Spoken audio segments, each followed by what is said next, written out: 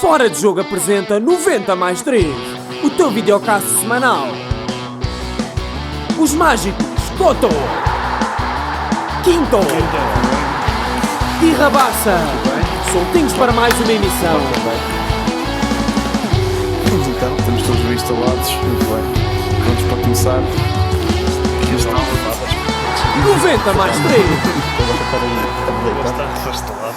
Estás confortável? Estás pronto? Estou. Marco, pronto? Prontíssimo. Seguimos. Sejam bem-vindos a mais um episódio de 90 mais 3. O meu nome é Afonso Couto, estou aqui com os mágicos Ricardo Quinteiro e Zé Rabassa e hoje temos aqui um convidado especialíssimo, Marco Caneira.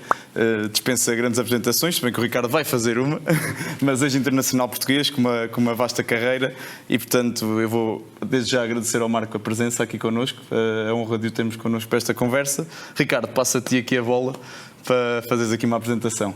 Boa noite a todos, a vocês e em especial ao Marco por estar cá connosco. É um privilégio ter um convidado como o Marco, ex-internacional português. Julgo saber um dos mais internacionais sempre nas camadas jovens, se não o mais, 125 jogos. 102 até ao sub-21. Mais os 25 internacionalizações, 127. Nascido em 79, em Negrais. Filho de Raul Caneira, também jogou no Belenenses, na São Joanense, no Farense, creio eu. Chegou aos 9, 10 anos ao Sporting, lançou-se mais tarde com um Carlos Queiroz, também do que conseguia apurar, sei que aos 17 já levava o carro para os treinos. Mais cedo também, já vou porque já sabia conduzir. Jogou em 5 países, o que também é algo assinalável, um aspecto raro. Tem 4 filhos, ao que julgo saber também. Bordeaux, pelo que soube, foi a cidade onde mais gostou de viver fora de Portugal. Participou em 2 mundiais, 2 mundiais bastante diferentes, mas já lá iremos. E pelo que sei, o que mais gosta de fazer sempre foi assar leitões. É verdade. Agradecer, obrigado. Agradecer o convite, eu acho que é uma conversa informal que vamos ter aqui, mas importante. Nós falávamos até em off antes, eu acho que é importante nós podermos muitas vezes, nestas conversas informais e abertas, educar as pessoas, transmitir às pessoas, muitas vezes elas não vão conseguir, mas dar-lhes a sensibilidade do balneário, da vida de um futebolista, do antes, do pós, do que é o dia-a-dia. E eu acho que isso falta muito em Portugal, falta essa literacia das pessoas e falta também, por vezes, o que a mim muitas vezes me revolta, haver uma educação até para os próprios jogadores em ação e outros que acabam por terminar com carreiras importantes e que depois financeiramente acabam por ter muita dificuldade.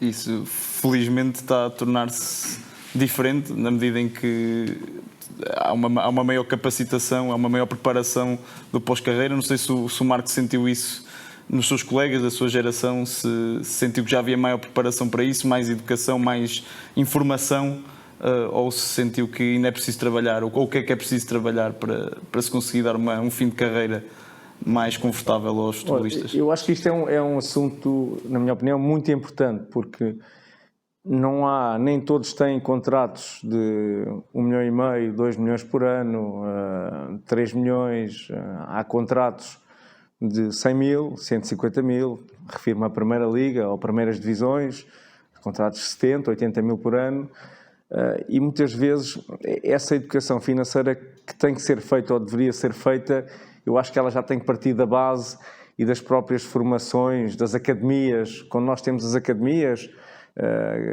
que agora olhamos para várias aldeias no país, ou quase todos os clubes, e nós falávamos aqui de Negrais e da Malveira, que acabam por ter essas escolinhas, há essa educação e essa liberdade dos miúdos, mas os miúdos com 10, 12 anos deviam também começar a perceber a realidade do dia-a-dia e que o que vem à frente é algo importante, porque ninguém está preparado. E falavas da questão de o que mais gosto de fazer é assar leitões e da questão financeira do pós-carreira.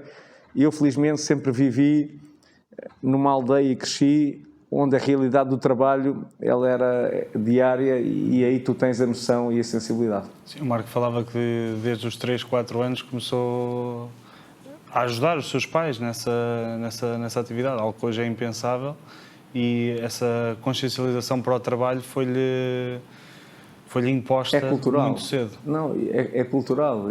Assim, nós, de uma aldeia de Negrais, de Leitão, os meus pais, eu 3, 4 anos, porque é a altura que eu me lembro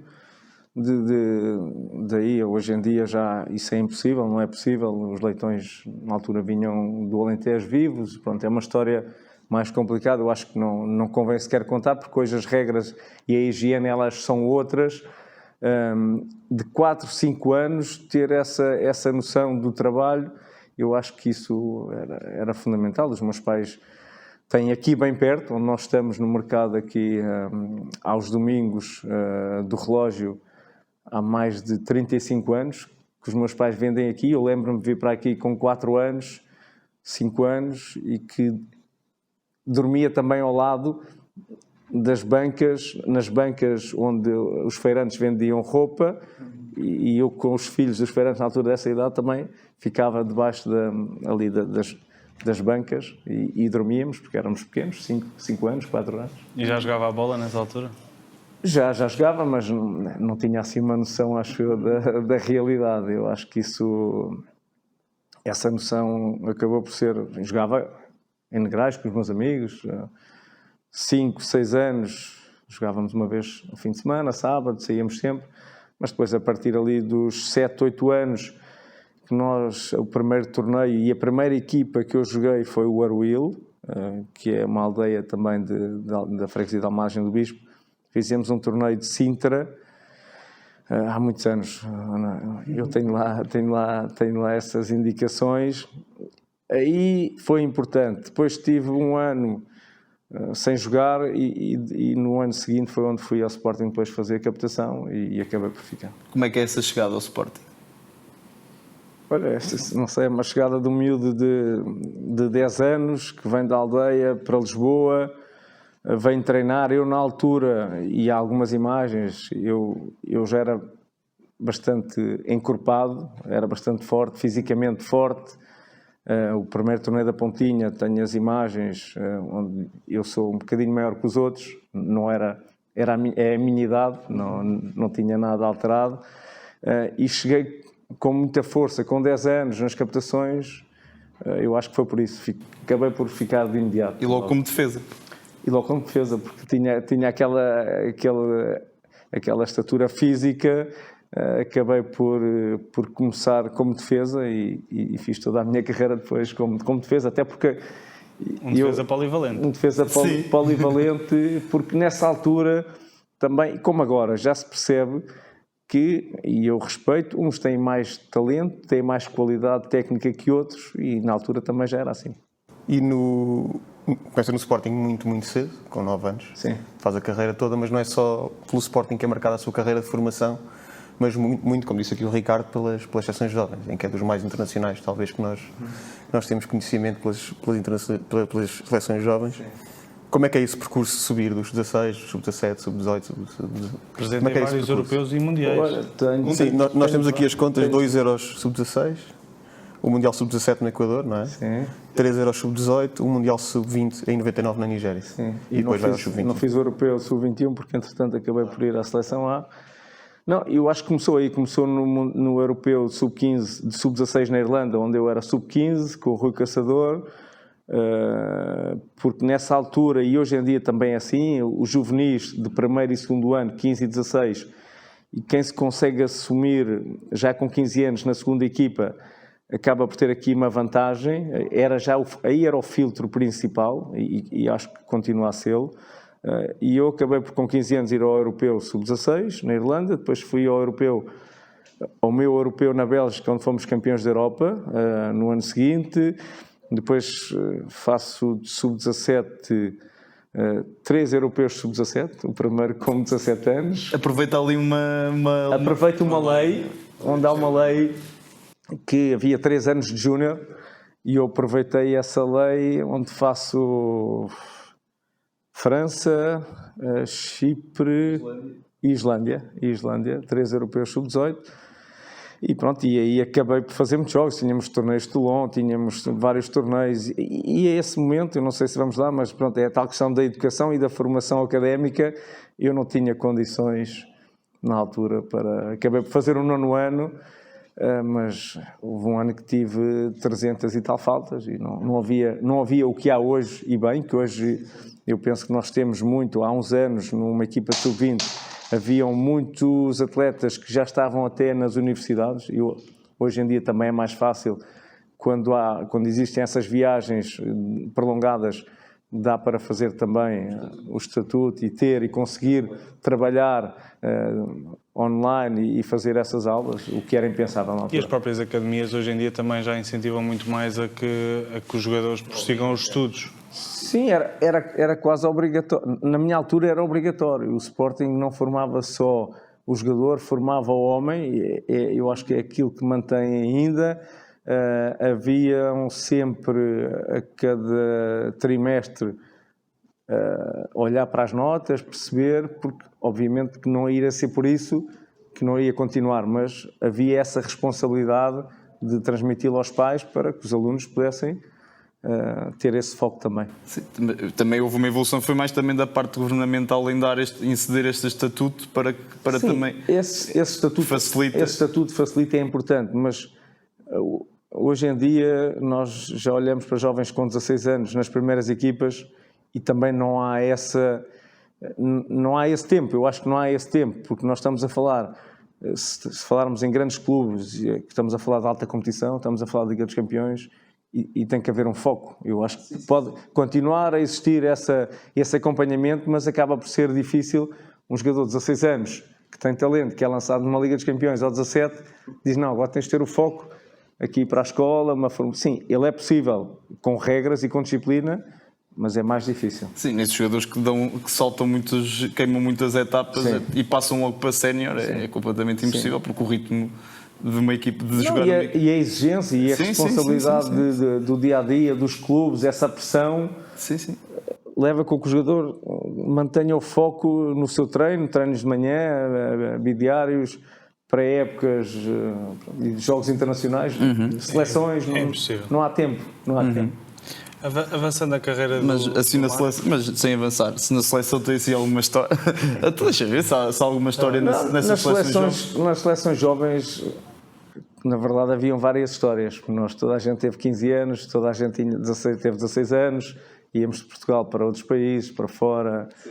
Temos uma história, eu acho que sub-17 ou sub-18, acabamos por ganhar um apuramento para o europeu, penso na Suécia, e não nos portamos muito bem no hotel, e eu sei que dois ou três, eu era um deles, e 2 ou 3 ficamos, penso que 6 meses suspensos. E tirou-me alguns jogos mais pela seleção, porque talvez tivesse mais de 102. E na formação do Sporting ainda se cruzou com o Simão, que sim, Boa Morte. Sim, é da minha geração, Boa Morte. No Nassis também. Paulo Graça depois é guarda-redes da seleção de futebol de praia. Sim, haviam alguns elementos na altura que acabaram por chegar à primeira divisão. Era mais difícil, o filtro era maior, havia menos, eu acho que havia menos abertura também, só havia abertura quando os clubes, numa época ou noutra, não tinham tanto para investir e olhava-se mais à formação. E felizmente hoje não é assim. Felizmente hoje eu acho que é importante olharmos para aquilo que é feito em Portugal, não só portugueses, mas a formação de vários clubes. Eu acho que isso é fundamental, porque, com todo o respeito, na altura muitas vezes os clubes iam buscar atletas de qualidade duvidosa, e onde tínhamos internacionais sub-17, sub-18, a chegar a sub-20, que não tinham espaço nas primeiras. Com seleções a terem vitórias, porque nesses anos 90 houve muita vitória das seleções. Havia muita jovens. Vitória e não havia essa passagem para as primeiras equipas. E o Marco tinha a curiosidade de ser defesa, destro, e se ter destacado como lateral esquerdo. Eu sei que jogou central, também jogou defesa direito. Eu lembro-me de ver o Marco jogar central e defesa direito, mas jogou sobretudo como lateral esquerdo até na seleção. Sim. Sempre foi lateral esquerdo na formação? Ou... Nunca fui lateral esquerdo. Quando é que se começou a afirmar como lateral esquerdo? Eu não sei, eu acho que me afirmei como lateral esquerdo, talvez quando vim para o Benfica, que era o Mr. Tony, e eu fiz a estreia, um jogo de apresentação contra a Fiorentina, a segunda parte pelo lado esquerdo, e as coisas correram bem, eu acho que porque eu vinha de Itália, vinha com um andamento onde eu tive a minha grande lição para o futebol esse ano que estive em Itália, chego aqui à Luz, e esses 45 minutos para mim foram fáceis no sentido que não tinha pressão. O estádio estava cheio, mas eu vinha de Itália. Para mim foi... Já vinha com arcabouço. Já vinha com lastro, sim. E foi a partir daí. Pronto, a partir daí depois acabei por jogar lateral direito, lateral esquerdo, mas acho que foi a partir dessa temporada. E antes de passarmos à estreia sénior, quero dizer que o Marco foi campeão em todos os escalões do futebol do Sporting, 2 vezes até nos iniciados, se não me engano, uma vez nos juvenis e outra nos júniores. O Sporting nessa altura era a equipa mais forte na formação em Portugal. Claramente havia uma distância, sentia-se isso? Havia uma distância porque havia uma organização sem grande profissionalismo, que era essa tal questão de formar o homem e o atleta, mas as pessoas que estavam, e o Sporting nessa altura, como tem agora quase todos, mas agora muito mais digital, a questão dos scouts, o Sporting tinha, na altura, os olheiros em vários pontos do país e conseguia captar muitos deles, ou grande parte deles, e aí fazia a diferença. Eu acho que o Sporting aí destacou-se muito durante alguns anos, e depois o que é normal, há evolução. Eu acho que o Benfica acabou por absorver também um pouco disso, com essa criação do Seixal e até antes, acabou por equilibrar ali a balança. Mas o Sporting nessa altura não tinha academia, não tinha Alcochete. Parece-me que a academia tem excelentes condições, mas na minha opinião, geograficamente, acaba por ser algo difícil para os pais deixarem os miúdos, e quem tem a noção onde é Alcochete, onde é a academia, não é Alcochete Centro, ainda é longe, e eu acho que o Sporting deveria, não tem nada com isso, mas deveria pensar em ter talvez um polo mais próximo, sim, para a formação, sim, mais jovem. Bem, e depois faz a estreia, não sei se... Sim, vai. Quanto é que o nosso motor... Dá-lhe. Faz a estreia com o Carlos, ainda júnior, ainda com 17 anos. Ainda júnior, mas eu ainda fiz 17 anos e um dia. 17 e um dia, mas eu com 16 joguei um jogo amigável. Para a época em Espinho, penso sim. Com 16 anos. Mas a estreia oficial é com 17 anos e um dia com o Carlos Queiroz. Sim. Que sabemos que é um treinador que aposta muito também, apostava e continua a apostar no jogo da formação, potenciou também muito a formação. Sim, também era um pensador do futebol de formação.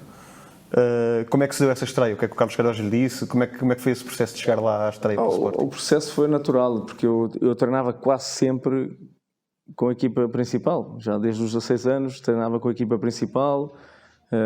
Não fiz pré-época nesse ano porque havia os europeus de sub-16, mas como treinava quase sempre, todos os dias, com a equipa principal, eu acho que foi uma evolução normal. Eu acho que tinha que me estrear de alguma forma, até porque era a evolução daquilo que tinha vindo a fazer. Acabou por ser importante para mim, um ponto muito marcante, claramente, na minha carreira, estrear-me na primeira divisão pelo Sporting, pelo clube onde me formei. Depois seguiram-se os empréstimos. Primeiro, várias equipas. Há aqui o 00 diz que o Caneira, o Marco, peço desculpa, foi ao Lourinhanense em 96, 97, mas eu li numa entrevista que o Marco diz que primeiro foi ao Salgueiros. Recorda-se bem qual foi a ordem? Nós estamos sempre à caça do erro do 00. Nós andamos sempre à caça do 00. Já com o Edinho também fizemos. Eu não sei se, não me recordo bem, eu acho que se calhar foi depois do... Eu, Lourinhanense, não estive lá. Pois, eu treinava em Lisboa com os Séniores e fiz 3 jogos pelo Lourinhanense. Não sei se isso foi no princípio da época, nos primeiros 6 meses, não sei se os segundos 6 meses eu fui parar Ao Salgueiros. ao Salgueiros. Aqui Não- diz tem um jogo pelo Lourinhanense. portanto. Que são 3. Não, fiz 3 jogos. No Marco fiz são 3 3. jogos. 2 na Lourinhã e um em Fanhões, penso eu. Assim, Já podemos identificar o 0-0. O que eu destacava mais destes 3 empréstimos foi uma final da Taça de Portugal, onde o Marco não pôde estar presente e soube Isso muito foi no próximo Beira-Mar. do jogo, Sim, creio eu, pelo António Sousa, Sim, o mítico, o jogador do Porto, sim. que não podia participar porque o Sporting não autorizava. Como é que foram esses momentos? O que é que se passou ao certo? Já passaram muitos anos, mas do que se recorda? O que me recorda é de não ter jogado uma final da Taça, mas eu penso que aí, na altura, a Taça, o contrato terminava, não sei que dia que foi a Taça, a final da Taça, não sei se têm as indicações, Não, temos em 99, mas não. e o contrato terminou, ou tinha terminado de empréstimo uma semana antes, e o Beira-Mar pediu a prolongação, e o Sporting não aceitou, e não aceitando eu não podia fazer esse jogo da final. Eu penso que na altura o Mr. António Sousa já sabia, talvez há 3 ou 4 dias, mas não me disse nada, e só na hora do jogo antes é que me chamou, mas toda a equipa já sabia também. Pronto, foi um momento de frustração, obviamente. Fica marcado porque é algo onde uma coisa tão fácil de fazer uma adenda ao contrato, de fazer ali por mais uma semana e poder facilitar, porque eu era jogador do Sporting na altura, e eu acho que os clubes o que têm é que potenciar os seus jogadores. Eu não ia ficar no Beira-Mar, não ia dar lucro ao Beira-Mar, era só valorizar o ativo que tem. Tanto é que depois o Sporting acabou por nem... O Marco depois não joga logo no Sporting, de seguida segue para a Itália. Não, sigo para a Itália porque depois acabo por rescindir com o Sporting. Nós estamos ali num período de negociação onde, na altura, o Sporting queria oferecer 4 anos, eu tinha mais um ano de contrato, mas existia na altura, o que não existe agora, uma cláusula que se podia rescindir, porque não havia a questão da formação, nem os direitos de formação, podia-se pagar aquilo que tinha a receber até ao final do contrato e saía. Isso acabou por acontecer, mas nos primeiros 6 meses Não pôde jogar? não pude jogar, o processo estava em andamento, acabei por depois estar 6 meses no Alverca, por Com o Luís Filipe empréstimo, Vieira, presidente. que era o Luís Filipe Vieira, o presidente. Mas ainda não tinha as coisas acertadas nessa altura com o Inter de Milão, porque eu quando joguei a 6 meses em Alverca, apareceu na altura já o Bordeus, que me queria, acabamos por não chegar a acordo, não fechar, e eu assinei pelo Inter, passado 6 meses. No Alverca apanha também uma equipa com Apanho uma grande equipa. Mantorras, com 18 anos. Sim, com o José Romão, eu penso que fizemos 11º no campeonato, fizemos uma excelente verdade. campanha. Mantorras, Gaspar, no Nassis, Nelson Veríssimo, Nelson Veríssimo também, Paulo Santos, o guarda-redes, também teve consigo em 2006 na seleção. Paulo Santos, Ovchinikov também na baliza, Kulkov, Kulkov, ainda jogava. Na altura era uma equipa muito interessante. Fizemos um 11º lugar com muito mérito, com o Zé Romão a comandar e Raul José, que sempre foi o adjunto toda a vida de Jorge Jesus, que era o adjunto de Zé Romão. Nessa altura que aparece o Inter, é uma proposta algo inusitada, não muito habitual no futebol português. Já estava com o Paulo Barbosa nessa altura, com o agente Paulo Barbosa? Já. Desde sempre? Eu desde sempre tive o Paulo Barbosa, desde há um ano, antes disso, ano e meio, já estava com ele, e foi uma proposta que, obviamente, não havia muito disto, não era o hábito, era uma raridade, mas antes, até voltando um pouco atrás, eu na altura, desse sub-15, sub-16, eu tive a proposta de poder ir para Madrid, para o Real Madrid, com 15 anos, mas os meus pais na altura não me deixaram, porque só assinava-se a cada ano, era um contrato de formação. Eu acho que foi depois até do Europeu de Sub-16 que conquistamos na Bélgica, e tive também nessa altura uma equipa do Norte que queria que eu fosse para a sua formação, que era Chamado Futebol Clube do Porto. Sim, Futebol Clube do Porto, e acabou por não acontecer. E depois chega à Itália, eu li que o Marco considera que essa fase da sua vida foi onde se fez, não só como jogador, mas também como homem. Teve acesso a uma realidade em que deixou de ser talvez ingênuo, que é normal ser nessas idades. Gostaria de perceber um bocadinho como é que foi essa passagem e que nos contasse assim, é indiscutível que o campeonato italiano está muito, e as equipas italianas estão muito ligadas àquilo que se diz a máfia. E eu lembro do Marco falar de uma história de um jogador checo, creio eu, que... Um companheiro meu tinha chegado na altura... Que desapareceu um carro e que passado 10 minutos estava lá. Estava. São histórias curiosas, existem algumas. Eu acho que foi uma altura para mim onde eu cresci muito. Eu acho que, mas uma altura também complicada, porque nós estamos em Milão depois de estar tudo fechado. Eu era para ter ficado no Bolonha, acabamos por não chegar a acordo, ou o próprio Inter nessa altura não chegou a acordo. Chegaram a acordo com o Regina, eu viajei à noite, cheguei de noite, quando acordei de dia em Reggio Calabria, uma cidade típica daquilo que vimos nos filmes da máfia calabresa, os edifícios, vários edifícios por terminar, um ambiente que eu não sabia muito bem o que é que ia esperar, mas fui extremamente bem recebido, e aí foi onde eu perdi a tal inocência até da transformação de 20 anos, ou 19 para 20, da formação para sénior, porque a realidade era outra. Isso é só uma das histórias, mas essa é curiosa. Outras histórias que, na altura, há coisas que eu disse, eu não sei o que é que estamos aqui a fazer, o que é que está a acontecer, coisas surreais, mas que era a cultura italiana. Pode contar alguma? Não vou contar, são histórias algumas chocantes. Esta do carro é interessante, outras não, outras sem grande sentido, obviamente. O que sei é que quando chegamos a pré-época, viemos 3 semanas para a montanha, a Itália, e onde acabou por ser um desgaste tão grande que eu pensei, se isto é assim, eu não quero ficar aqui, porque aquilo era uma questão física tão forte que eu não estava habituado. Fazia musculação antes de entrar em campo também, não é?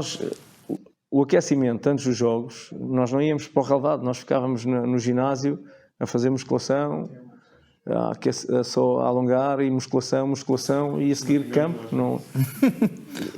Eu não estava habituado, mas pronto, aquilo fazia, era uma cultura deles, é uma cultura, aquilo está neles. Mas essa história é curiosa do meu colega checo. Chegou, comprou um Audi TT, chega ao centro de estágios, para o carro, treinamos, sai, o carro não está. O meu capitão recebe uma chamada e diz: olha, se o teu colega quer o carro, que nós daqui a 10 minutos estamos aí com o carro, ele que deixa aí 2.000 euros, ou não sei se era 2 ou 3, e o carro aparece. O carro apareceu passado 10 minutos. Isto é uma questão. Era a máfia, não sei, ou alguém que fazia esse circuito. Havia ali um circuito. Disse, eu nunca me senti, de certa forma, sequer ameaçado, nem inseguro, nada. Eu vivia no prédio da mãe do presidente, que era a mama, a dona, a que decidia muitas coisas, e eu entendia que decidia, não falava italiano, depois aprendi, mas que decidia, onde as coisas passavam por ali, não sei, do futebol, e eles faziam ali as reuniões, estavam ali num bar que tinha, num café, num restaurante. Era assim tudo muito... Não, tudo muito... Hoje em dia, pronto, eu posso olhar um bocadinho e pensar um bocadinho e fazer um bocadinho o filme daquilo que era, mas muito, muito bem. Os adeptos eram incansáveis, eram os melhores suporters da Liga Italiana. Infelizmente acabámos por descer à segunda divisão, e a minha história foi muito grande, até porque quando tu entras pela primeira vez em San Siro, frente a um Milan, vou jogar frente a um Milan, 85.000, Shevchenko, Maldini, Costa Curta, isto é outra realidade, e foi ali o crescimento. Roma com Totti, eu joguei contra Roberto Baggio no Breccia, Guardiola também. E aquilo fez-me crescer a todos os níveis. Foi uma Depois aprendizagem. um jogo de apresentação em casa contra a Fiorentina não é nada especial, depois de se passar por isso. Sim, não, porque é isso mesmo, é porque a pressão era tão grande e nós, os jogos, muitas vezes perdemos. Há uma história também interessante, nós acabamos por perder em casa e a contestação era tão grande que nós tivemos que sair de helicóptero do estádio. Do estádio? Sim, do estádio. Não conseguíamos sair, Impossível. era impossível. E ainda em relação a esta passagem por Itália, há 2 pontos interessantes. O primeiro é que vai com o seu filho acabado de nascer, o Manuel. Sim. E há outro que vai com um colega seu, que é o Paulo Costa, que é da sua geração, que vem ambos os júniores do Sporting, jogaram no Alverca e depois ainda se cruzam no Bordeaux. Também. Desde 2004. Foi assim, foi bom ter alguém que conhecia, também estava lá o Mamed, um português também. No plantel. Foi bom ter esse acompanhamento, essas pessoas próximas. Sim, é importante porque vamos para uma realidade diferente, não sabemos o que é que vamos, o que é que nos espera, e ter alguém português ao lado, porque acabávamos por ter um convívio também maior, acabava por ser também um apoio para ambos. E claro, eu acho que o Paulo acabou depois por ainda ter ali 2, 3 épocas e acaba por desaparecer. O Mamed já estava numa fase mais adulta da carreira dele, mas era sempre importante, até porque as famílias, nós tínhamos um convívio e foi difícil até por isso, porque na altura a Lourdes já levou o Manuel, tinha poucos meses e vivemos lá.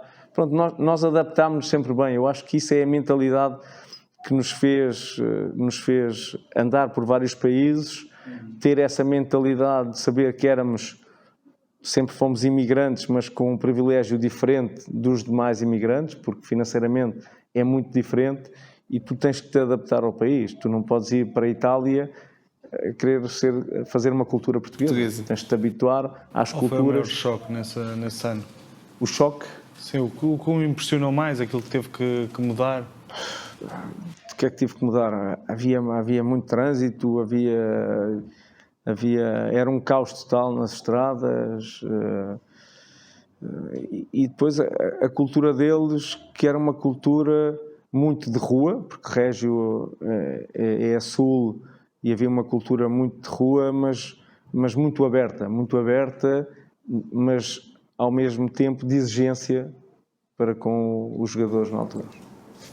E depois, eventualmente, vai para o Benfica, numa época estranha do Benfica, não é? Muito estranha. Fica em quarto. Pós-Vietnã. Há ali uma série de mudanças e quase uma revolução. Mas cruza-se com grandes jogadores, partilhou com grandes jogadores. Maniche, volta a cruzar-se com o Simão Sabrosa, o Fernando Meira, o Zaovic, o Tiago Miguel, que depois também foram seus colegas na seleção. O falecido Henk também, na baliza. Exatamente. Uma época em que se cruza com o Osvaldo Ferreira, Tony. Faz uma época muito consistente, quase sempre a jogar. Faz 29 jogos. A lateral esquerdo, maioritariamente. O Benfica fica em quarto lugar. A que é que se deu esse quarto?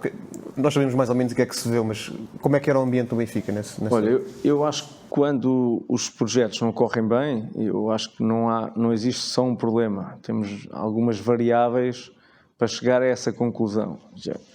Eu acho que a conclusão, na minha opinião, obviamente que estive presente, que talvez os jogadores na altura pudessem ter dado um pouco mais de si, porque a exigência é muito grande num clube como o Benfica. Eu acho que depois começaram a surgir muitas transformações, a questão do próprio estádio que começou a ser destruído, nós não tínhamos as condições de treino, treinávamos no Estádio Nacional, treinávamos em vários campos perto do estádio, mas isso, obviamente, isso não é uma desculpa. Eu acho que na altura talvez o plantel não fosse tão equilibrado, há exigência de um clube como o Benfica, mas é como tudo, eu acho que isso tem que se perceber muitas vezes que quando as pessoas querem um nível mais alto, tem que haver perfis também que suportem essa exigência, porque senão acaba por ser. O estatuto e a dimensão do Benfica naquele momento não coordenava com as condições que vos ofereciam? Não, o estatuto ele é inatacável de um clube como o Benfica, Sporting ou Porto. Eu acho que, e aqui podemos ir à questão dos jogadores terem nível ou não, eu digo sempre, todos todos os jogadores têm nível, só que o nível de determinada exigência talvez não sejam para alguns jogadores, e não estou aqui a colocar em causa que não todos têm qualidade, mas por isso é que existem vários níveis. E às vezes até nível psicológico também. Sim, e psicologicamente isso é um ponto importante, porque não é fácil jogar-se num clube tão grande, ou dos maiores, com 90 mil pessoas, 60 mil. Tem que estar preparado psicologicamente, mais do que a qualidade individual, mentalmente tem que haver uma preparação muito grande. Mesmo sendo um Benfica ferido, porque o era naquele momento, de anos e anos do Presidente Valde Azevedo, essa exigência por parte dos adeptos da Luz nunca baixou, é a ideia que eu tenho. Como jogador também sentiu isso? Não, a exigência nunca baixa, só que muitas vezes os adeptos estão sempre à espera de vitórias, estão sempre à espera de equipas competitivas, com qualidade, e nós podemos olhar para a história de todos os clubes e isso não acontece todos os anos. Há plantéis mais desequilibrados, há plantéis com muito mais capacidade, e isso são vários fatores que fazem isso. Não... Eu creio que esse ano é o ano em que volta que vem o Simão. Sim, mas acaba por se lesionar também no joelho. Sim, e há ali uma transformação. Há Zovic que vem do pós-Porto, não vem do Porto, o Drolovic também. Também pós-Porto.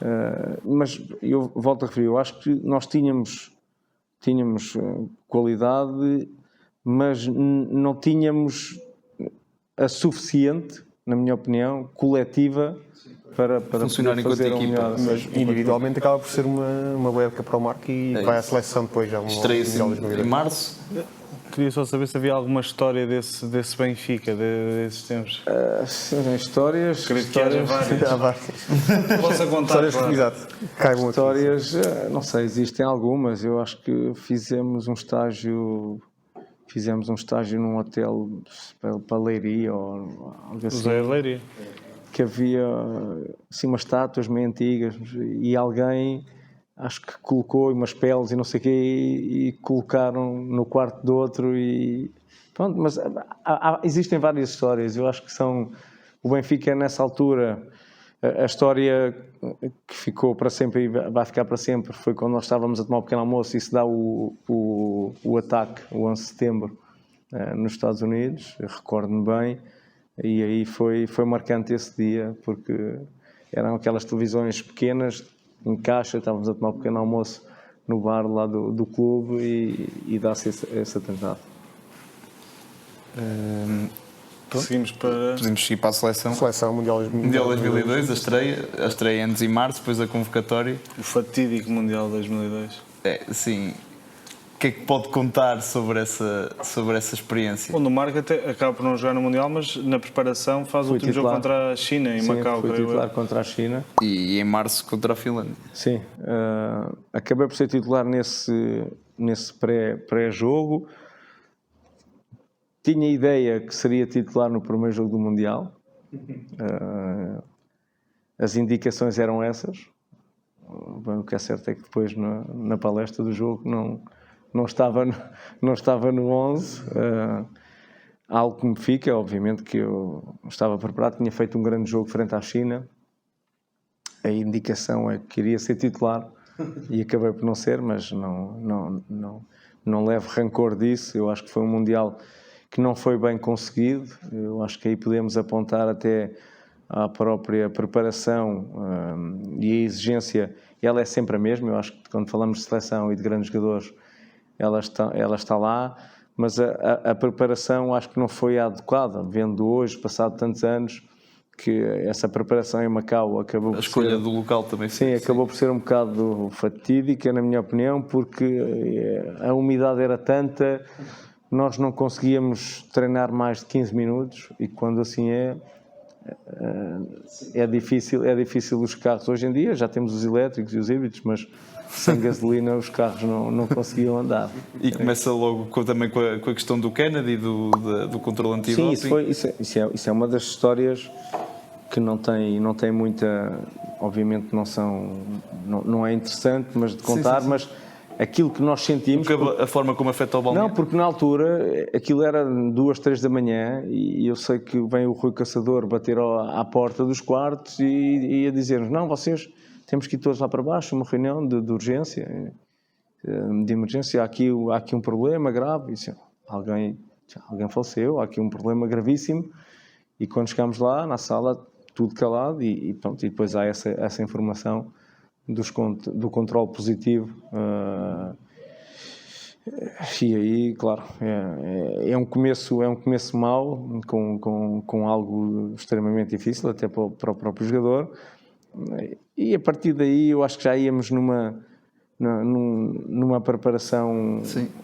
Errada, e aí, deficiente. Faltavam 2 horas para fechar as inscrições, veio o Viana assim de rápido, não foi? Sim, veio, porque isso aí já estava preparado. Eu penso que já havia essa preparação. Há sempre os jogadores que estão pendentes de se acontecer alguma coisa, mas acabou por ser um Mundial, com muita pena minha, que nós não, com a geração que tínhamos, com o plantel que tínhamos nessa altura, podíamos ter feito um grande Mundial. E a questão é que hoje em dia, e nós olhamos para a seleção e bem, e para a Federação, e temos todas as condições, as preparações, o pós-jogos, e já não aconteceria isso, claramente. E com as condições que nós temos, é pena lamentar um Mundial de 2002. E o Luís Figo, que, segundo eu li uns relatos, foi com o tornozelo inchado, até teve que jogar com uma chuteira 2 números acima, isso é verdade? Sim, ele teve bastante tempo lesionado, que é certo. No Real Madrid-Porto. Sim. E tinha alguma dificuldade até para treinar. E depois é a tal questão do tempo, da temperatura, do ambiente, a própria umidade, não é um clima onde ajuda a recuperar, onde esteja mais frio, mais fresco, e aquilo acaba por ter influência. Ele teve bastantes dificuldades. Mas deu um exemplo de liderança, ou continuar, ou esforçar a fazer o... Ele sempre foi o meu líder, sempre foi o grande líder da seleção nessa mais altura. Mais que Fernando Couto, que na altura era quem usava a abraçadeira. Sim, mas sabe que o perfil é outro e os líderes normalmente, ou quase sempre, nem são os que usam a abraçadeira. Há aqui muitas vezes as pessoas têm essa noção, um capitão é uma coisa, um líder é outra, e o Luís sempre foi o grande líder daquela seleção, da minha seleção, ali, e em 2006. E disse, inclusive, uma entrevista que foi o melhor jogador com quem jogou. Sim, foi o jogador com mais qualidade. Sim. Ao meu lado foi o jogador com mais qualidade, com mais inteligência, alguém que fez a carreira que fez, obviamente, é um dos melhores de sempre. Eu agora vou bater um bocadinho aqui no Mundial 2002, porque eu tenho aqui algumas histórias que já andava aqui há muito tempo para confirmar. Não, há uma que é clara, essa é sabida, que o Beto nunca tinha jogado a lateral direito e logo no primeiro jogo é lançado a lateral direito. Acho que o próprio Beto nem estava bem à espera, não sei, porque havia Abel Xavier e Freixo no plantel. E o Marco? E o Marco também podia fazer, mas eu estava mais para a esquerda. Estava mais para a esquerda. Como é que foi isso? O Beto, como é que vocês reagiram também como equipa? Porque... É assim, nós reagimos como hoje em dia, e na altura também, há essa noção, com todo o respeito pelos treinadores, os treinadores dão as indicações e os jogadores que são inteligentes no plantel 24 ou 25 ou 26 sabem quem é que vai jogar. Não há segredos, não existem segredos. É mais frontal. Eu acho que quando existe a comunicação do pré-jogo, os treinadores a falar, para fora é uma coisa, mas para dentro os jogadores sabem quem é que vai jogar. E aí, nessa altura, nós não sabíamos, sim, isso é verdade. Nós não sabíamos, tínhamos alguma indicação, 3 ou 4 iriam jogar. Só sabiam na palestra antes do jogo? Só na palestra antes do jogo. E daí essa surpresa... Mas essa surpresa...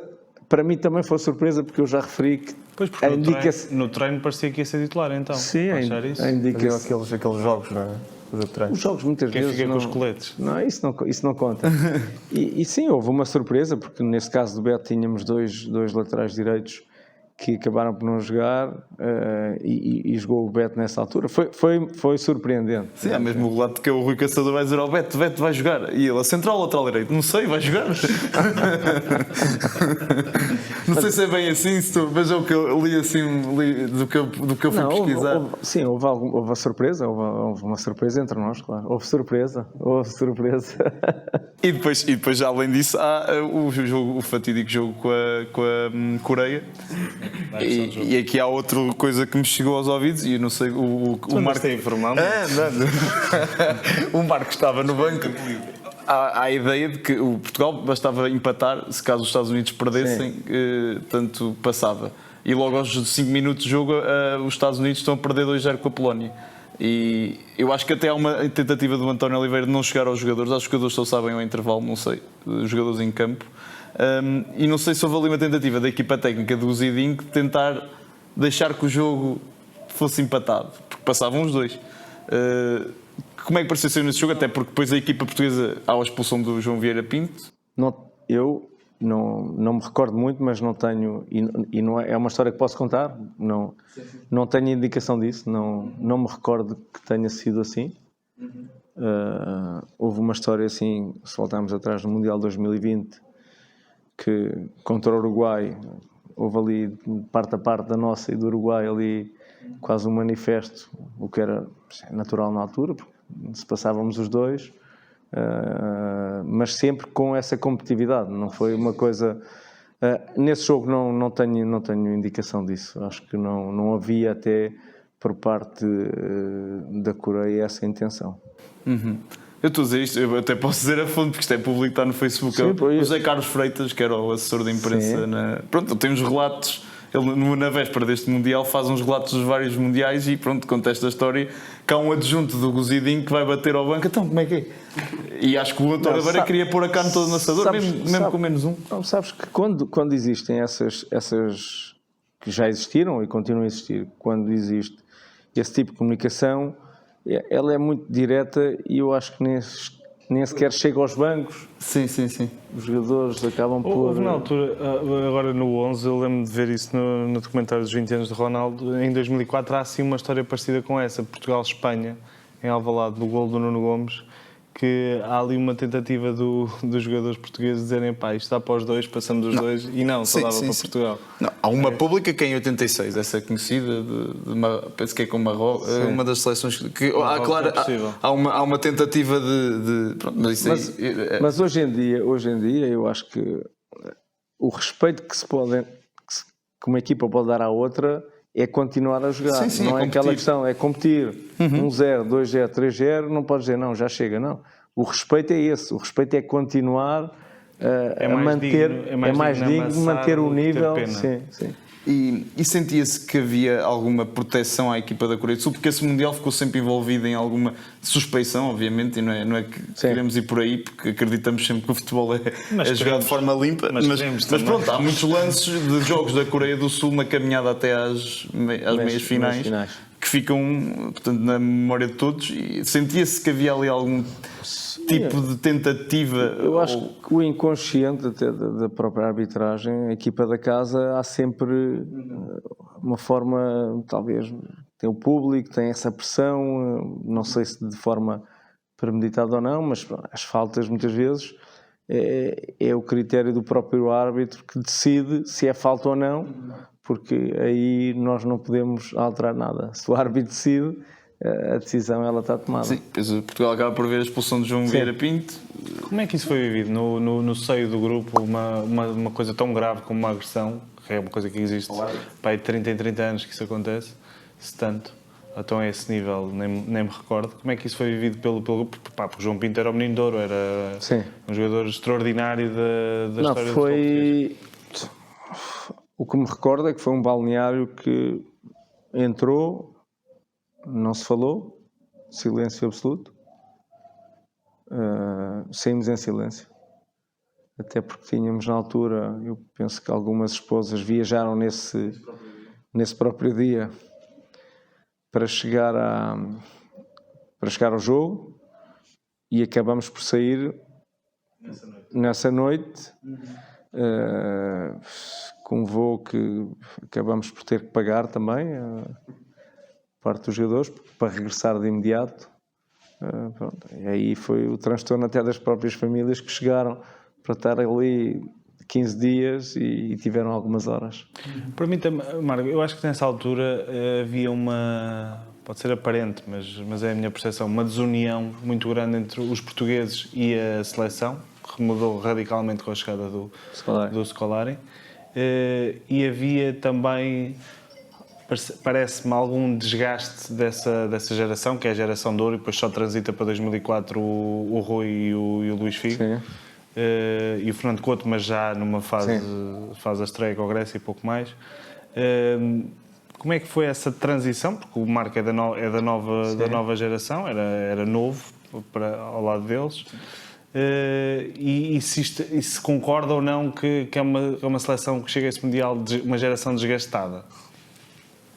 Sim, desgastada porque acabou por não ter assim uma grande conquista, também não havia mais competições, a exigência era grande, foi talvez a mais importante das gerações, a seguir àquela que foi campeã em Paris, frente à França. Eu acho que essa sim é a melhor, até porque foi aquela que conquistou o troféu mais importante para o futebol português.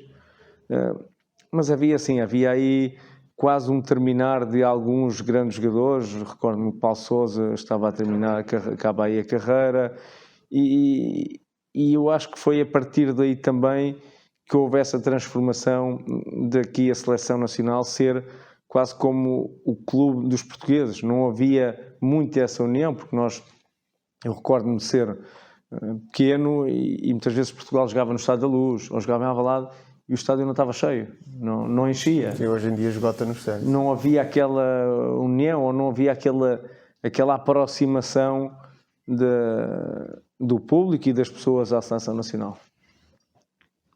Certo, seguimos, continuamos a nossa viagem. Entramos na 2002. É isso. Já escutei aqui o 2002. não. Já são 20 e tal anos. Ainda temos Bordeus. Sim, Bordeus. Agora a seguir vamos ao Bordeus. Onde está há 2 anos. Titular, muito titular a sério. E chega a capitão. Sim, no segundo ano. Pochettino, Pauleta. Riera. Agora é treinador. É verdade. É o novo treinador Como é que foi essas 2 épocas no Bordeus? Como é que foram essas épocas? Além do bom vinho, claro. Do bom vinho também.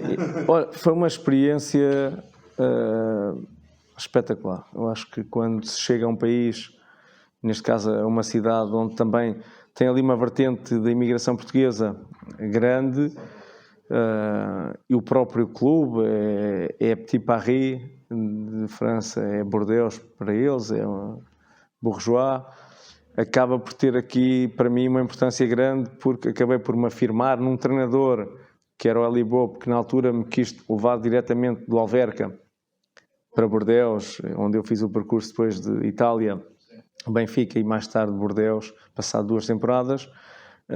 Acabei por me afirmar de certa forma, vinha também com essa experiência toda já de Itália, de Benfica, de um Mundial e de conseguir afirmar-me mais facilmente em França, porque a verdade é que joguei muito. Nós no segundo ano até acabámos de fazer uma grande Liga Europa, quartos de final, frente ao Valência, a 2 mãos, onde eu acabei por depois essa confirmação, e eu soube de ter ido para Valência depois desses 2 jogos. Já havia uma aproximação. O Valência que ganha essa taça UEFA. O Valência que ganha essa taça, mas foi uma cidade onde eu acabei por ser capitão nessa segunda temporada, onde existe ainda um respeito muito grande, coisa que eu acho que em Portugal já estamos a mudar. Eu acho que os jogadores têm que ser respeitados, todos eles, e eu acho que nós, muitas vezes, quando vamos para fora, percebemos que há o respeito do profissional e são dignos, até porque nós recebemos aqui em Portugal muitos estrangeiros, campeões do mundo, o Benfica tem alguns, o Sporting tem também grandes jogadores, o Futebol Clube Porto, internacionais brasileiros. Eu acho que tem que haver esse respeito e essa consideração, e foi aquilo que eu senti muito em Bordeaux, e vou lá muitas vezes. E acabo por ter O Marco diria que Bordeaux é talvez a sua época de afirmação como referência também do futebol português, como referência até internacional. O Benfica correu-lhe bem, já tinha estado no Sporting e noutros clubes, mas chega à seleção, mas Bordeaux foi talvez a época em que se afirmou. Mas foi uma história, aí tenho uma história curiosa, que não, eu acho que nunca foi pública. Inédito, exclusivo. Porque eu não estou no Euro 2004, porque na altura eu acabo por ir nesse 2003-2004 para Valência, mas se viesse ao europeu, que foi em Portugal, a minha cotação, neste caso, tinha subido muito mais o valor e não teria ido para o Valência, porque eles na altura já não tinham capacidade para pagar isso, e foi esse ano. Foi decisivo. Foi decisivo não ter estado, é pena minha, queria ter estado, mas é essa história de curiosidade que, se tivesse vindo ao europeu, o meu caminho não seria o Valência. Ainda que o Valência era uma equipa extraordinária. O Valência foi considerado campeão espanhol. Campeão espanhol, ganhou também a Liga dos Campeões, A Liga Europa. A Liga Europa. E nós, nos primeiros 2 meses que estou, acabamos por ganhar logo a Supertaça frente ao Futebol Clube Porto no Mónaco. Sim. Sim, e Num grande gol de Quaresma, creio eu. Sim. E tem aqui uma geração fantástica: Cañizares, Marchena, Ayala, Aimar. É um plantel infindável. Vicente, David Villa, que estava Villa, que veio Na época depois. seguinte, o Kluivert também. Sim, Kluivert o Viana. também. Veio o Juan Mata estava a aparecer. Silva também a aparecer. Ainda foi ali o mentor do Raul Albiol. Sim.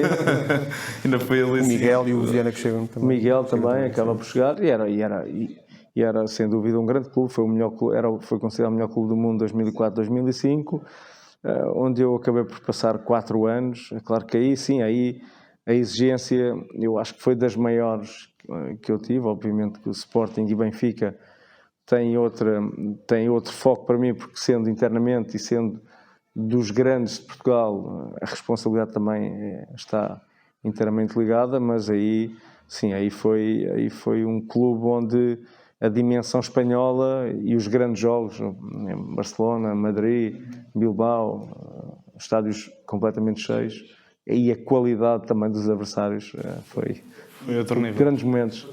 Queria só perguntar se sentiu que teve muito peso o facto é contratado por Rafa Benítez e o Rafa Benítez sai 2 ou 3 semanas depois do Marco ter chegado a Valência. Como é que é para um jogador estrangeiro, ainda por cima, chega a um clube novo, um país novo, querido por um treinador e que vai embora? Eu, na altura, também não é público, eu aguardei ainda 15 dias para perceber onde é que poderia ir depois Rafa Benítez, mas a estrutura do Valência... vai para Liverpool, não é? Sim, e houve ali depois um contacto, passado 6 meses, mas o Valência foi intransigente, a estrutura quis-me lá na mesma, que era o Eduardo Maciel, diretor desportivo, e ali não havia hipótese de ser saído. O que é certo é que foi outro treinador, Ranieri, e acabamos por começar muito bem nessa Supertaça Europeia e um grande clube. O jogo que ficam também mais ou menos, foi em 7º que ficaram, 4º, 7º. Sim, nessa primeiro, época sim. E assim, há uma memória interessante aí com esses craques todos. E com Koeman e com Kike Flores e com essa malta. Com o Koeman depois acabamos por conquistar, depois de ter vindo já ao Sporting 1 ano e meio emprestado e ter feito o Mundial 2006, voltei e conquistamos a Copa do Rei. Uma história curiosa: nesse primeiro ano a cidade esportiva é aberta, dá para entrar a pé, os carros não, e nós há um dia de um treino que estamos todos sentados e temos um colega novo, mas nós não sabíamos quem era. Temos um colega novo, equipado, pediu roupa, equipou-se, bom dia, não é? Pensávamos que era alguém não sei, sabe? Era alguém que tinha problemas psicológicos, mas adorava o clube, equipou-se para treinar e ia connosco para dentro do relvado. Depois, entretanto, os treinadores já estavam no relvado e perguntaram quem é. Nós começamos a perguntar, não sabíamos quem era. Pronto, era um adepto, pronto, que depois acabou por ser acompanhado e acabou por ser convidado para ir também a um jogo. Ou seja, já foi premiado. Por isso. Já foi premiado. e é também outra história curiosa, que também não é nada simpática. Nós, há uma determinada altura, eu penso que foi passado 2 anos, que havia ali uns atritos entre o presidente e o vice-presidente, que saiu, que entrou ou que se ia candidatar, e muitos do grupo nessa altura entendiam que havia uma parte que estavam com um, outra parte que estavam com outra, e algo inédito.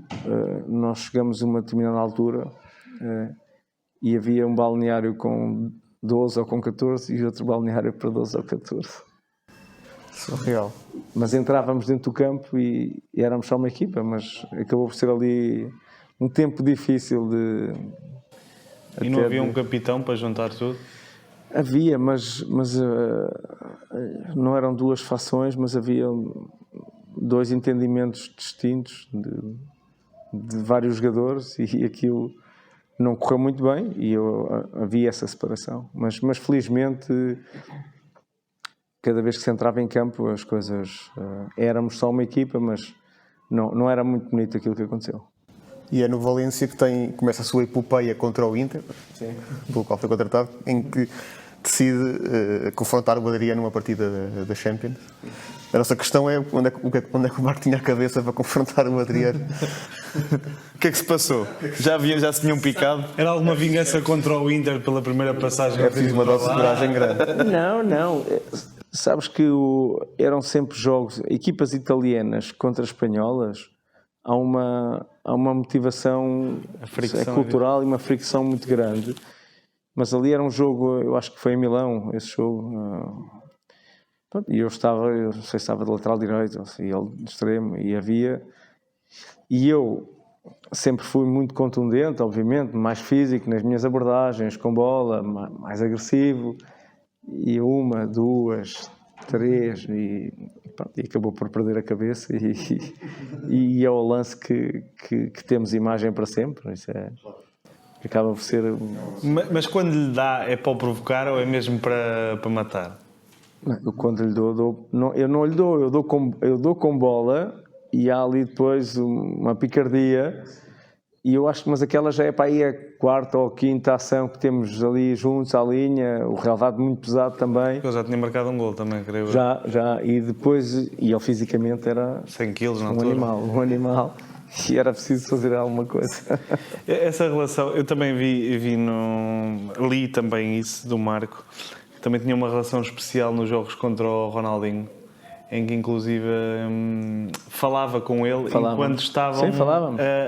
Ele com a bola e o Marco... sem bola, porque já vinha, essa relação vinha de França, porque ele estava no Paris Saint-Germain e eu no Bordeaux. Eu até acho que era curioso, é algo curioso, porque ele sabia que eu era extremamente agressivo, com bola, na marcação, e eu sabia que ele era do outro mundo, do outro planeta, e tinha que haver ali... Uma distração. Era uma abordagem que se criou aí, e depois em Espanha também. Um confronto. É um confronto, mas é rápido, não é? Mas se ele para mais tempo, dá para perceber, olha, agora não vais passar, ou vais passar ali. É curioso, dá para ter essa relação. E era muito porreiro, como parece. Sim. Já esteve aqui, eu estive com ele a última vez quando esteve aqui na Web Summit. Sim. Pronto, mas são coisas que as pessoas podem entender, mas isso não é possível. Não, isso é possível, porque há ali 2, 3, 4 segundos que nós podemos conversar, porque eu sei o que é que ele pode fazer e ele sabe aquilo que eu penso que ele pode fazer. E a Valência tem uma história também com um carro. Sim, uma história infeliz de... Também só estamos a falar de tragédias hoje. Não, mas são que ficam, são histórias que ficam. Eu tinha vindo de um jogo da seleção e tínhamos chegado à noite, um jogo amigável, não me recordo, e o Valência tinha um jogo amigável na altura, porque a seleção jogava, mas tinham feito um jogo, E nós chegamos do aeroporto e passamos pelo centro da cidade porque íamos até para o estádio. Acho que ia ver o jogo ou a terminar o jogo. E estamos até com uma prima minha que foi connosco e começamos nos semáforos e olhamos uma carrinha, uma Audi que era na altura, está ali um carro português. Olha, é uma Audi, não sei o quê. E eu olhei, PO, é o meu carro. E eu estava com os miúdos atrás e eu só pensava, se eles estão aqui com o carro, já foram a casa e já me entraram em casa e entretanto ligo para a polícia, digo o que é que acontece, falo com o chefe de segurança do clube, vem a polícia, eu vou atrás deles, mas não faço nada porque tenho as crianças, não podia fazer nada. O que é certo é que depois eles foram para a zona da Albufeira, que é dos Arrozais, em Valência, a zona mais industrial. Veio a polícia atrás deles, eu atrás, a polícia com as sirenes, eles conseguiram fugir. O carro aparece depois, passado umas horas mais tarde, lá no meio dos Arrozais. O que é certo é que depois cheguei a casa, não tinha... Arrancaram-me um cofre que tinha na parede, com um martelo pneumático e tudo mais. E depois nunca chegou a conseguir apanhar os... Não. Foi uma história triste, até porque é o receio depois de... Mas eu tenho a noção, e falava com a minha mulher na altura, ou depois disso, que nós vinhamos do centro de treinos e eu vivia perto, e por 2 ou 3 vezes, recordo-me, vi 2 ou 3 tipos de treinos numa rotunda que tinha um repouso com água, mas não liguei, fiz, depois mais à frente é que fiz o filme. Já estavam a... Já estavam a micar. E houve uma onda muito grande depois de assaltos também. E assaltaram-nos 2 vezes. 2 vezes. Outra estava em Saragossa no jogo à noite e essa segunda vez não deviam ser os mesmos porque me levaram a roupa toda. Tinha em casa. Esse já tinha outro objetivo. Esse já não ia atrás do depois cofre. acabámos por mudar de casa. Bem, e para deixarmos falar de tragédias, conta. Não, força. O Marco a seguir ao Valência volta ao Sporting. Aí aqui já um jogador feito, já para se afirmar como sénior no Sporting, como lateral esquerdo. Em 2005-2006 com o Paulo Bento. O Paulo Bento pega do Júnior na equipa principal. Era seu desejo voltar ao Sporting, ou seja, tinha alguma vez pensado que quer voltar ao Sporting quando esteve fora? Era, até porque eu saí da forma que saí e eu pensava ou achava que tinha que, de certa forma, voltar, não para desculpar, mas para me afirmar... Para deixar uma marca no clube. De toda aquela formação e aqueles anos todos que acabei por ter, onde me formei como homem e como jogador. E aí foi um ponto importante, na altura, Carlos Freitas, o diretor desportivo. Eu recordo que nós estávamos na Arábia Saudita, o Valência ia fazer um jogo amigável e recebo uma chamada dele e a partir daí foi rápido. E há algum papel do Paulo Bento, visto que se cruzaram na seleção? Porque quando um diretor desportivo te liga, porque há uma indicação... Um alinhamento. Um alinhamento do treinador e o Paulo sabia que eu era um jogador muito disciplinado, que era necessário, na altura, aquela equipa que tinha muito jovem, ter alguém também liderança, que pudesse liderar e além da qualidade que ele necessitava de poder ter liderança, e foi o que aconteceu. E bem, até porque nós, com o Paulo Bento, e com uma formação, jogadores muito jovens da formação, 3 anos na Liga dos Campeões, sim, com uma passagem aos oitavos, sim, e com um orçamento sempre muito... E sempre ali quase um título, não é? Sim, em segundo lugar. Sempre a ficar um ponto. Um ponto. Eu tinha aqui até para mostrar aqui relembrar só esses tempos no Sporting, aqui um videozinho. Temos 2 desses tempos do Sporting, mas este aqui é o primeiro. É aqui com o Paulinho. Está aí abaixo, consegues pôr ali mais alto? Na televisão. Dá ali um pulinho. Tu que estás mais livre. Aumentar aí. Só nos tragas a televisão. O resto. Ou baixo. Há aqui uma aposta, não há? No que o Paulinho fala.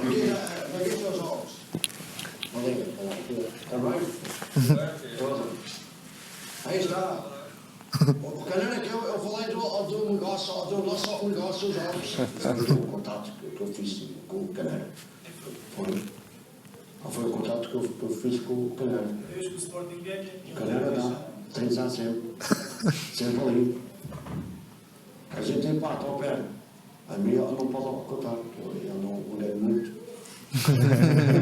Só foi o jogo que oferou o Boss com o Passo Ferreira. Aquela que não dá nada. O resto. Do Rony. Fala do Rony.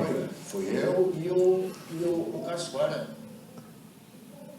Nas férias, eu ligava-me todos os dias porque pronto, aquela questão não se sabia se continuava, se não continuava, e ele metia pressão todos os dias a saber se continuava, se não continuava, se o negócio dele já estava aí preocupado com os prémios, que o negócio dele estava Mais novinho, Marco. Mais novo. Falar com o Carlos Freitas e com o Presidente para não deixarem sair.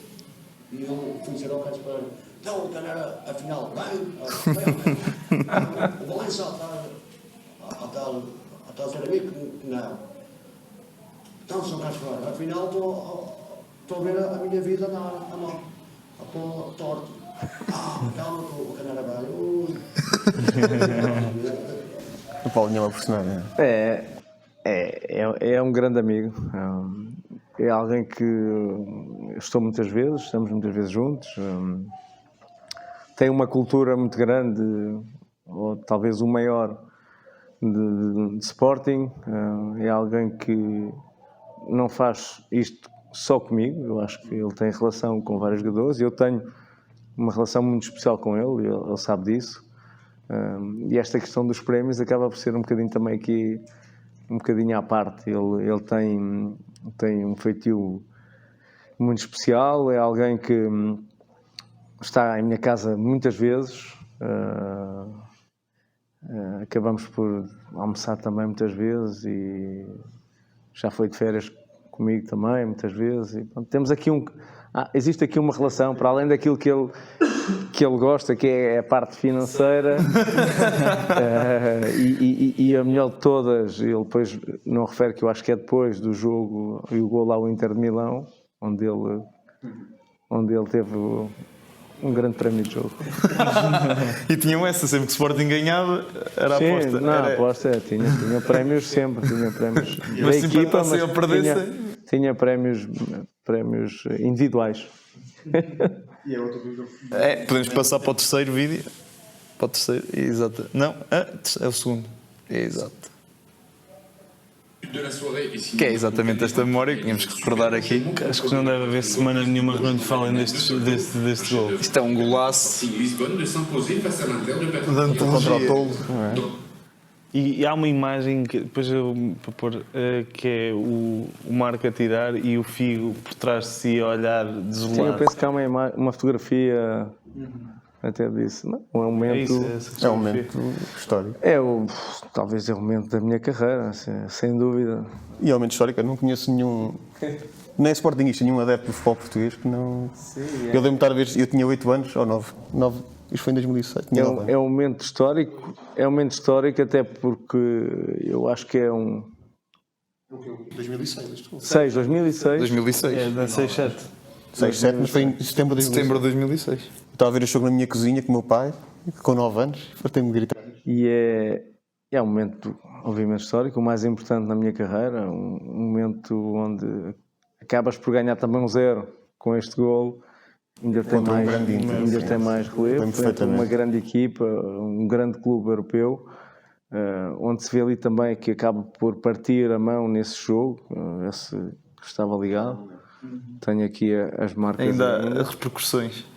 Porque acaba por ficar preso no calção, penso que do Maicon, e acaba por partir, mas é um lance único e obviamente que acaba por ficar para a história. Eu inclusive fui a Milão há uns 4 anos, antes da pandemia, e claro, como eu tenho que sempre fazer, sempre que vou a uma cidade, eu vou ver o estádio, para desgosto da minha namorada, mas ela faz-me sempre à vontade. Se conseguires ir por ali no link que eu pus. Para baixo. E terei uma foto, levei o meu polo do Sporting para o San Siro. Está ali no Instagram. Levei uma polo do Sporting para o San Siro, comprei um cacholo do Inter, porque também é um dos clubes que eu gosto da Itália. E a minha descrição foi, na verdade, vim só relembrar os italianos do gol do Caneiro em 2006. E depois ali o nosso amigo Diogo Ricardo Quinteiro também comenta mais em baixo. Também foste logo comentar. Foi lá, És és encantador. Um grande momento e uma grande equipa, a nossa grande equipa o Inter, mas nós tínhamos uma grande equipa também, uma equipa muito forte. Ainda bem que falam nisso, temos um joguinho para si. Que vamos passar aqui a nossa rubrica que é a lotaria. Deixa-me só mostrar uma coisa antes. O quê? Antes? A nossa surpresa aqui atrás. Também pode ser. Já agora estamos num momento. É que já estamos no contexto. Vai, temos puxa, temos duas aqui. surpresas para o Marco que arranjamos, oficiais suas, E usadas por si. usadas por si em jogo. Mostra para a câmara Um também. grande colecionador, Miguel Messias, A quem damos um abraço. a quem mandamos um abraço e que nos facultou estas duas belíssimas t-shirts Esta do, Liga dos do Marco. Campeões. Ambas da época 6-7, creio eu. Esta é de Champions. Esta é é a de Liga dos Champions Campeões. e esta é da Liga Biwin. Sim. E depois no final pedimos que autografasse Com todo o gosto. para recordação do fora de jogo. Com todo o gosto. E agora sim, passamos à lotaria do penalti. Lotaria do penalti. Nós trazemos sempre aqui um joguinho, é sempre diferente. Aqui para o Marco, trazemos aqui um Missing Eleven, ou seja, desse jogo, como foi o jogo mais especial da carreira, eu pedia que tentasse adivinhar quem foram os 11 que partilharam o campo consigo. 11 do nesse Sporting. jogo. 11 do Sporting. Está mal escrito. Se peço desculpa pelo erro, deve ter sido automático. Mas percebes, não é? Percebes. Podes corrigir. Ricardo, Ricardo. Abel, Polga, Tonel, Exatamente. Meio campo. Miguel Veloso, Nani, João Moutinho, É verdade. Faltam 3. Lietza, Sim. Falta um na frente e um E no meio. meio aula. Nani já disse, Falta um na frente e um no meio. Yannick, Yannick. E falta um médio só falta um. ofensivo. O outro já falou dele hoje, acho eu. Já disse esse nome. Já? do médio ofensivo, Já Já falou? disse o nome. Talvez. Há bocado. quem que jogava Era aquele, isto era um losango, não era? Era um losango. Era um losango dele. Veloso, Moutinho, E era assim, O outro com meio. médio aula. E Não, mais o do último passe. Argentino. Número 30. Argentino. Como acaba os penaltis? Romagnoli, É verdade. não estou muito mal. Está ótimo. Não, foi fantástico. Foi fantástico. Está ótimo. Pronto, foi aqui um 11 para recordar. Aqui a nossa lotaria de hoje passou com distinção. Lotaria essa abençoada pela nossa padroeira, a Amen. E portanto podemos passar agora, podemos continuar esta nossa viagem, que já está mais próxima do fim. Ainda temos gasolina. E ainda temos gasolina. Também não está muito úmido. Aqui dá para jogar bem. Ainda dá. Ainda dá para jogarmos bem. Pronto, e depois já ali um regresso pelo meio ao Valência. Esse regresso era esperado? Portanto, como é que surge? Não, esse regresso foi depois de 2006, ainda fiquei. Em 7-8. 7-8, não, 7-8, Sim. 7-8 voltei. Voltei novamente. Ao Valência, essa exato. época onde Copa del Rei. a Copa do Rei. E depois acabei por vir para o Sporting em definitivo, por 4 temporadas, mas as coisas não correram assim tão bem. Fiquei cerca de 1 ano e meio, penso eu, ou 2 anos, não me recordo já, 2 épocas. O projeto também mudou aí, houve uma alteração estrutural, na altura Em 10-11.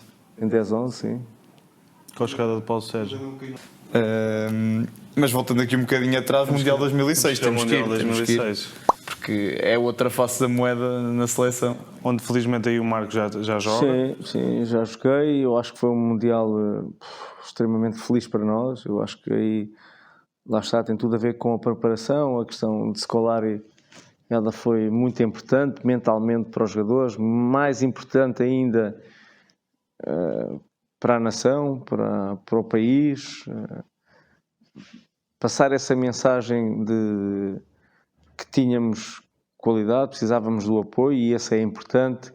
E eu acho que essas narrativas de um líder, neste caso de Scolari, quando tu passas para alguém e dizes: não, vocês são os melhores, vocês vão ganhar, mesmo que não tenhas tanto talento que as outras equipas, é algo que tu vais para dentro do campo e sabes, ok, nós somos melhores. E é aí que muda, acho eu, o que é o futebol hoje em dia. Tu tens de ter mais capacidade mental, obviamente que a técnica é importante, mas para mim são 80% mental e 20% técnico-tática, porque... E era isso que distinguia Scolari como selecionador, era conseguir capitalizar esses tais 80% mentais. Era porque a qualidade, ela está lá. Se olharmos para o próprio grupo, o grupo tinha muita qualidade e acabamos por não ter. Eu não gosto muito de utilizar, nunca utilizo o termo de falta de sorte, não, porque a falta de sorte também faz parte, ter ou não ter, não. Mas nesse jogo frente à França, essa meia-final, acabamos por sentir ali um desequilíbrio, eu acho que mais emocional, mas estivemos muito perto de estar numa final de um Mundial. Muito perto. Portugal foi superior nesse jogo. E fomos superiores. Claramente superiores. Sim. E quando olhamos para aquilo, voltamos um bocadinho atrás, disse, faltou algo. E não foi a qualidade, não foi... A qualidade estava lá, era óbvio. E mesmo em jogo. Em jogo também. E o grupo era extremamente unido, o grupo era muito forte, muito forte. E depois dá-se também aquela descompressão no terceiro e quarto que já... Sim, isso é um jogo que ninguém quer jogar, é o que toda a gente diz, não é? Ninguém quer, é um jogo ingrato. Ainda para mais contra o organizador, ou seja, tudo muito ingrato, a favor da Alemanha, no caso. Mas foi um grande Mundial, uma grande prestação que nós fizemos e fica também para a história. Tem histórias que nos possa contar desse Mundial? Também é o Mundial da afirmação do Cristiano Ronaldo, que também merece ser falado. Se nos pudesse contar um bocadinho para nós, que não estivemos lá, obviamente, e temos a oportunidade de ter aqui alguém que viveu isso. Aí foi a afirmação do Cristiano, mas também eu acho que aí foi a afirmação da forma que se começou a trabalhar na recuperação dos jogos, na equipa que havia por detrás também dos jogadores, o departamento clínico tinha a recuperação, a forma como trabalhávamos, a organização, e isso nós quando olhamos achamos, as pessoas podem entender, não, mas isso não conta ter qualidade. Sim, conta ter qualidade, mas a estrutura ela é muito importante, não só técnica, mas estrutura dos fisioterapeutas, dos médicos, dos massagistas que estão ali, preparadores, e da forma de recuperar. E eu acho que aí alterou um bocadinho também esse foco naquilo que é a alta competição e de olhar para isso como algo tão ou mais importante como o próprio jogo. Histórias curiosas, aquilo... A Alemanha é muito grande, nós viajávamos de autocarro, eu acho que temos ali uma história curiosa. Temos também nessa altura, eu acho que nessa altura o atual Presidente da República, o Marcelo Rebelo de Sousa, estava praticamente, quase todos os dias, tinha uma relação com o Scolari, estava lá no campo de treino, a ler, sentado, com o chapéu, já ia ver. Eu recordo-me disso, eu penso que algumas vezes vê-lo lá estar, já lá estar, e temos também uma história curiosa, num almoço qualquer de convívio. Acho que um dirigente, na altura da Federação, fazia parte da estrutura, não era dirigente, fazia parte da estrutura, e temos aquela brincadeira de mandarmos a água, e aquilo era uma piscina fria, no hotel, fria. E aí tivemos sorte porque quase que lhe parava a digestão e vimos ali com um problema sério, por isso não se pode brincar quando é nestas situações e ficamos com algum receio, mas as coisas acabaram por não acontecer. Quem eram assim as figuras mais divertidas nesses balneários da seleção, porque passou assim mais brincalhões. O próprio Cristiano já tinha aquela liberdade, porque já tinha aparecido, já estava liberto, já começava ali também a brincar, mas era uma seleção que tinha grandes jogadores, tinha um corpo muito forte de personalidade, liderada lá está pelo Luís, ainda na altura, e pela incontornável liderança de Scolari. Ok. E como é que também se viveu nesse período? Porque o Marco, o Luís Figo era para não ter jogado tinha-se retirado Sim, em 2004. Ele não faz parte da qualificação, inclusive. Não faz. Isso, como é que receberam de novo o Figo na seleção? Quero que para a parte dos jogadores tenha sido fácil, não é? Eu acho que é muito fácil. É uma coisa que acaba por ser natural para nós. Alguém que é quem é, se está ao nível exigível para poder competir, obviamente tinha que estar. E isso são coisas que não... Eu acho que qualquer de nós faria igual e por isso eu acho que a aceitação é sempre muito natural. Mas o que é que o levou na altura a suspender a ida à seleção? Eu acho que tinha que ver com, não sei, vários jogos, talvez do Real Madrid, as competições, mas desconheço o resto da... Foi emocionante na altura, depois no jogo a seguir à Alemanha, que é o que encerra terceiro e quarto, Pedro Pauleta e Luís Figo abandonam e anunciam à seleção. Como é que foi esse momento? Relatos dizem que foi muito, muito marcante no balneário. Foi das coisas, talvez a mais marcante, até porque estávamos presentes, e assistir ou ouvir um discurso de dois grandes internacionais a fazerem a sua despedida, obviamente, é um momento inesquecível. E muito, obviamente, de choque e de tristeza, que a realidade ela é assim, mas não... Eu acho que também não estávamos à espera disso. Não estávamos à espera, não. Não era anunciado. Eu acho que foi tão marcante porque ninguém estava à espera daquilo. Eles anunciam no fim do jogo ou... Sim, penso que sim. Sim. No balneário? No balneário. Acredito que tenha sido então um ambiente pesado. Pesado. Uhum. É verdade. Pesado. É verdade. Pronto, transitando aqui um bocadinho e fugindo aqui um bocadinho ao futebol, em 2009 é convidado por Fernando Seara para assumir a junta de freguesia da Almargem do Bispo. Como é que foi essa vivência? Ainda jogava a alto nível. E sei que não foi eleito por 32 votos. Ou 33. Ou 33. O que é que teria sido do resto da sua carreira se tivesse sido eleito e como é que surgiu esta oportunidade? Continuaria a ser igual, a mesma coisa, até porque eu não acabei a minha carreira depois disso sequer, terminei muito depois. Sim, mas havia aquela hipótese para a Hungria. Sim, iria na mesma. Eu acho que foi uma vertente, é uma vertente que eu hoje em dia bato muito nela, uma vertente mais social. Eu acho que nós, enquanto ex-profissionais e com algum peso, eu acho que até a questão social é importante de poder ajudar, neste caso, a tua terra, sendo assim, o teu meio, mas pronto, eu acho que as pessoas não olharam para isso de forma positiva, de tirar partido com isso. Obviamente que não digo que não, gostava de ter ganho, porque eu acho que podia ter aqui um peso maior para as pessoas, mas tenho que dizer que nos meios mais pequenos, eu acho que é uma cultura que está generalizada e portuguesa, que é a questão da inveja e dos egos, e isso acaba por condicionar a mente das pessoas.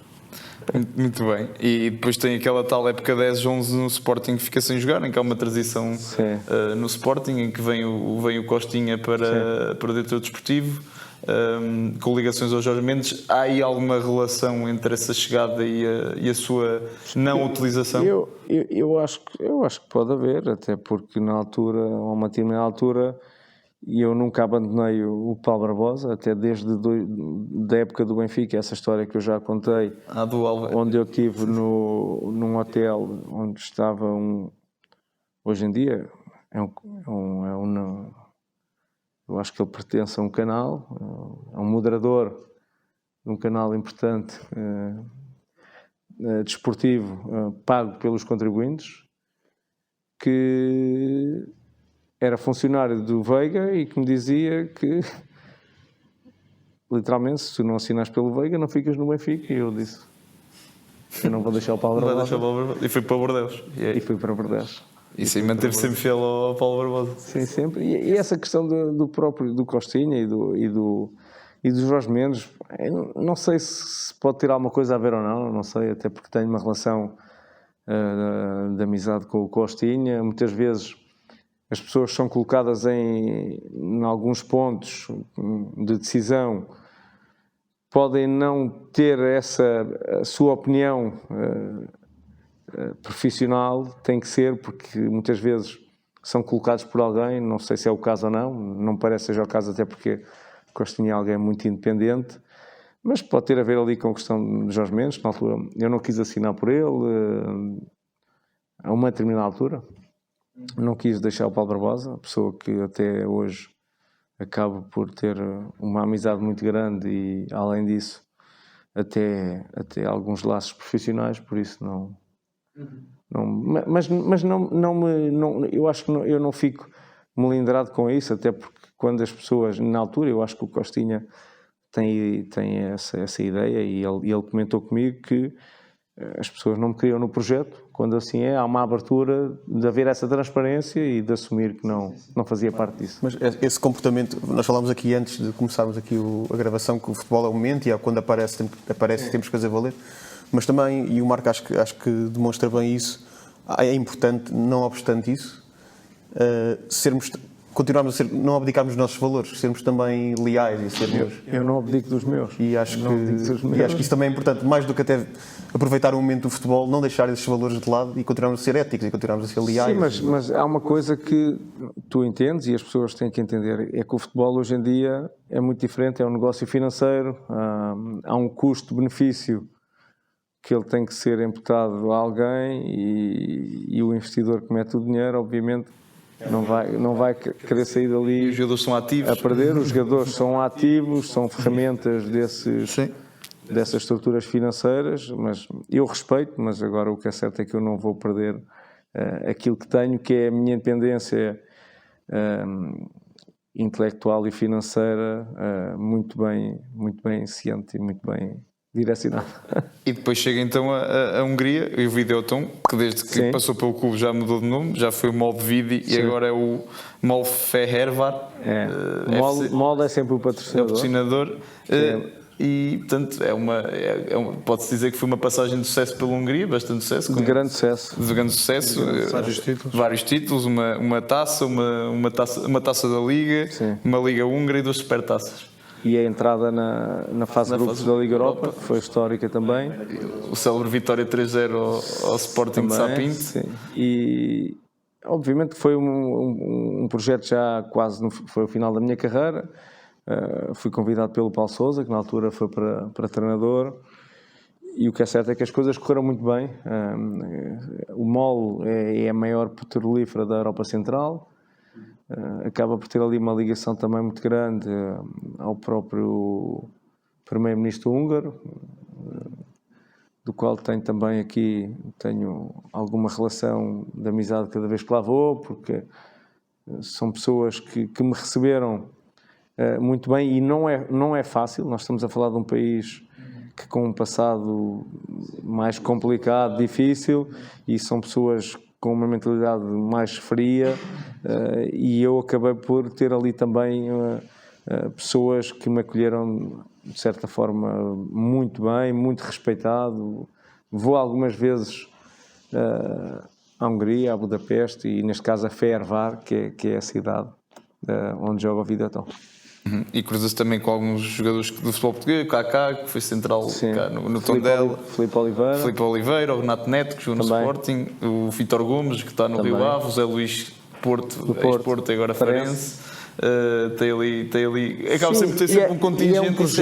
E foi um projeto, e continua a ser um projeto muito interessante, até porque na altura, eu já falei do Primeiro-Ministro, ele acabou por construir ali 10 estádios novos, estádios com capacidade para 10 mil a 18 mil, penso eu, apostou muito no desporto, muito forte no desporto, e acabou por dar-lhe um impulso muito grande num país onde eles respeitam muito o profissionalismo e, neste caso, os atletas. Há um respeito muito grande, até financeiro, porque nós, em Portugal e noutros países, ouvimos que há clubes com salários em atraso, e ali essa máxima não se coloca. Aquilo, o importante é respeitar o funcionário e o pagamento e tudo mais. E por isso houve muitos jogadores a irem para lá e continua a haver. E a verdade é que a Hungria vai ao Euro 2016, portanto, já na sequência desse investimento. Sim, do investimento feito pelo Primeiro-Ministro. E quase punha Portugal fora Sim, quase estivemos fora por causa deles. Estivemos fora 3 vezes. Sim, é o 3 igual.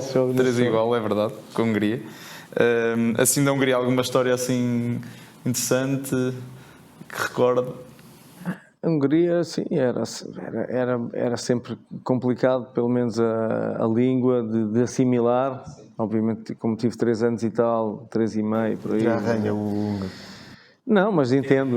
Não falo húngaro, não. Foi aquilo que falaram antes de 5 países. O que é certo é que acabou por me dar essa capacidade também de falar aqui 4 línguas, até mais uma, o inglês, o espanhol, o francês, o italiano. E a moeda também é um bocado estranha, não é? O forim é um bocado...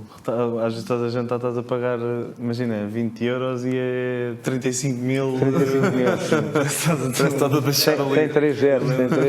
Quando estive lá, lembro que isso me tinha um bocado de impressão de Mas é um país que tem essa cultura mais fria, essa do pós, mas histórias interessantes é sempre a língua, era difícil, era complicado, havia sempre... nós aqui achamos que a EML é muito forte, mas lá eles têm uma ainda mais forte. Não perdoam, porque também dá, obviamente, eu acho que tem que ver com o emprego. Eles dão emprego a muita gente e receita para o Estado, e é aqui quando olhamos para lá são 4. Sim. Ao menos lá o Marco, se chegasse lá ao carro e não o visse, não era por ser roubado, era porque tinha sido revocado. Mas eles ali não rebocam, ali tem que pagar. É logo ali uma... Tem que pagar.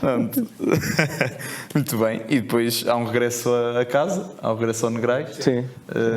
Está ainda 4 épocas, não foi aquele vir por vir, ainda está lá umas Não, 4 não tive 4. O 00 diz que sim, nós queremos sempre lixar o 0-0 às vezes. Corrigir o 0-0. Nós estamos sempre a dar Não na sei cabeça se ao tive 4, não me recordo, tive alguns jogos. Não, foi um regresso que me foi colocado até na altura o Presidente, o Rui Simões. Há um projeto maior que jogar só. Não era um projeto, era um projeto. À volta do Marco, não só a parte de jogar. Foi um projeto que foi criado e eu aceitei por isso mesmo, porque não havia futebol, não havia nada, e montou-se até uma academia onde agora existem muitas crianças, acaba por ter um relevado sintético, o que na altura foi essa transição e teve muitos anos parado, e acaba por ser aqui também, da minha parte, e o nome, ter aqui algum indicador que possa captar também mais miúdos. Obviamente sempre, quando eu falava da questão das mentalidades, sempre a custo zero, eu não recebo nada da academia com o meu nome, não é pela questão financeira, é pelo apoio, neste caso à minha aldeia e às pessoas da terra. Dar um bocado, assim, do seu contributo. Sim, do contributo, de certa forma, sim. para poder evoluir. Não sei se querem questionar aqui mais alguma coisa. Não, é só depois é convidado pelo José Maria Ricciardi para participar na candidatura dele ao Sporting em 2018. O que é que achou dessas eleições, dessa corrida eleitoral? O que é que acha hoje das diferenças do Sporting de hoje para quando se candidatou com o José Maria Ricciardi? O Sporting está melhor. Eu aceitei na altura, eu até estava no Funchal, o meu filho foi para os Júniores da Madeira nessa altura, e ele convidou-me para fazer parte do projeto. Obviamente que era um projeto interessante, haviam outras candidaturas, mas lá está, eu achava que era importante, e cada vez mais, e hoje em dia o Sporting está mais estruturado e está bem estruturado, ter pessoas, ou não quer dizer que sejam ex-atletas, mas com alguma sensibilidade até para a parte desportiva e financeira, para haver um equilíbrio e não ter só um gestor financeiro ou só um estudo esportivo, porque depois não há aqui um equilíbrio. Eu acho que o Sporting está no bom caminho, obviamente que tínhamos essas intenções e veremos o futuro também. Tem mais nenhuma questão? Pronto, podemos passar aqui só a um jogo final.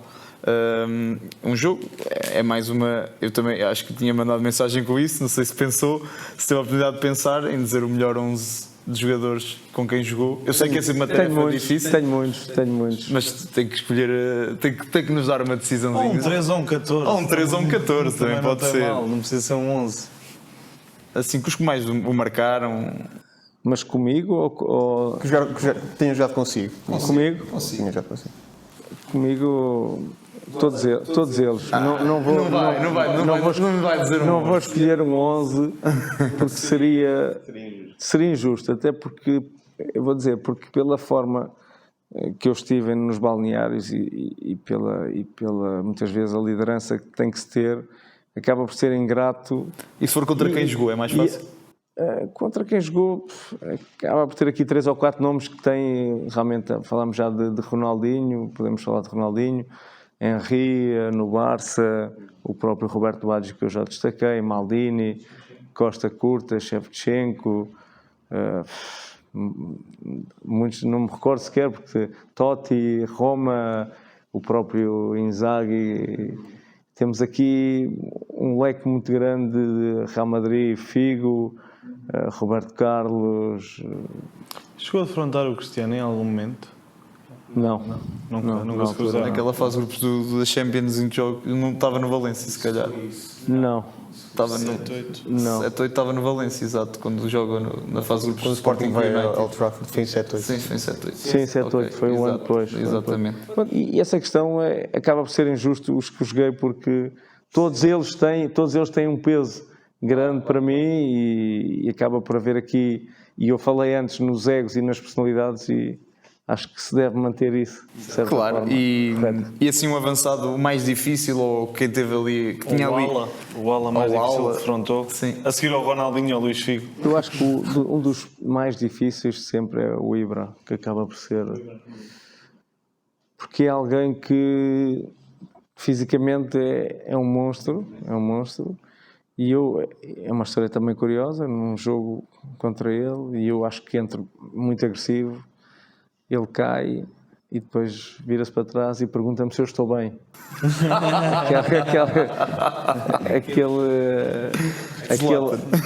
Aquela provocação que é normal dele, mas tecnicamente era dos mais difíceis. Porque tinha tudo, tinha técnica, capacidade, era agressivo com a bola, com o corpo, verbalmente também, e tinha que haver ali um choque grande com ele. Muito bem. Eu não sei se trouxe assim uma memória em específico que queira partilhar, assim para terminar, alguma memória. Temos uma rubrica que é as luvas do Ricardo. Em homenagem às luvas do Ricardo. As luvas do Ricardo. Vai partidaça, ela tira, agarra Ricardo!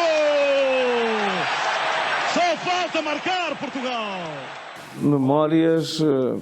Uma assim, sim, uma para fechar. Vamos fecharmos com chave de ouro.